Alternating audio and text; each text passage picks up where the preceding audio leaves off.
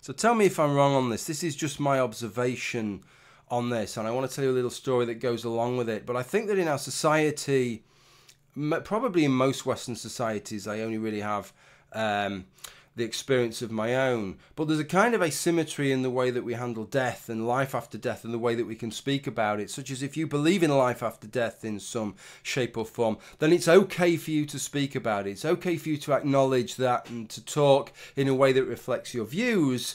And you're not expected to be concerned about whether you may offend somebody who doesn't believe in life after death. But if you don't believe in a life after death, if you believe that the end is the end and that is the brutal reality of it, it's kind of supposed to go unsaid, because if you were to announce those views, especially at a time of grieving, it could offend somebody who does believe in life after death.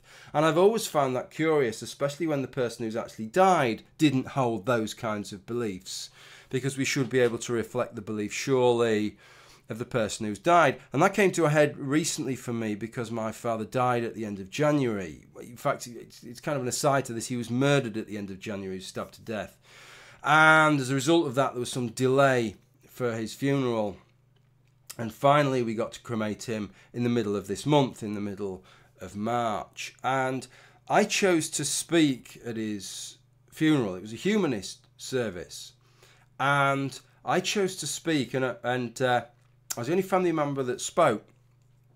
And I wanted to speak because I'd read a passage some years ago that Richard Dawkins had written in the book Unweaving the Rainbow that says we're the lucky ones, effectively to paraphrase it, because we've had a chance to live, and of all the myriad people that could exist, we're the ones that have existed, so we should feel a little bit lucky about that, you know, and not bemoan the fact that we're going to return to this state from which most people never actually arise, right? At least we've had a bit of a go. We've had our little moment in the sun, which most potential people never have.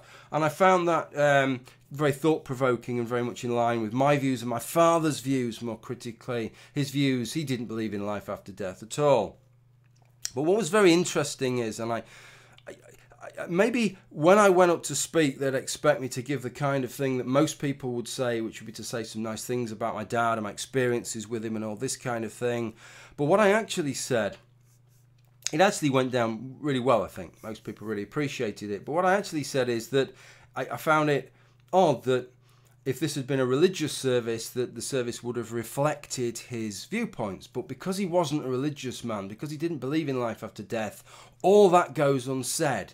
Right, the humanist will conduct the whole ceremony without touching upon the finality of death, and that's the end. But that was my father's views, so why shouldn't that be reflected? Why should we have to be concerned that somebody might be offended by that? And that I thought it's his service, somebody should stand at the front and reflect his views, which is what I did there. As I say, I precursed reading the piece out with that to sort of set the scene for people, partly because I wanted to outline my thinking, partly because I thought it was all something that my father would approve of. He'd smile if he could. If it wasn't that he's dead, he'd smile on hearing all of that. But partly because I felt that if I didn't do that, it could offend people who believe in life after death, which is a curious fact, isn't it? Because like I say, if it had been a religious ceremony, nobody would say, well, we better not mention heaven, we better not mention an afterlife, because there might be people in this room that don't believe in that, and they might get a bit shirty about the fact that we're mentioning it. It would just be hard shit. This is a funeral of somebody that believed in God, and we should reflect their viewpoint. Okay, that's pretty much all that I wanted to say. It was just a curious little thing that came up at the time, and I think a couple of weeks have gone by now. I'm happy to share it on YouTube.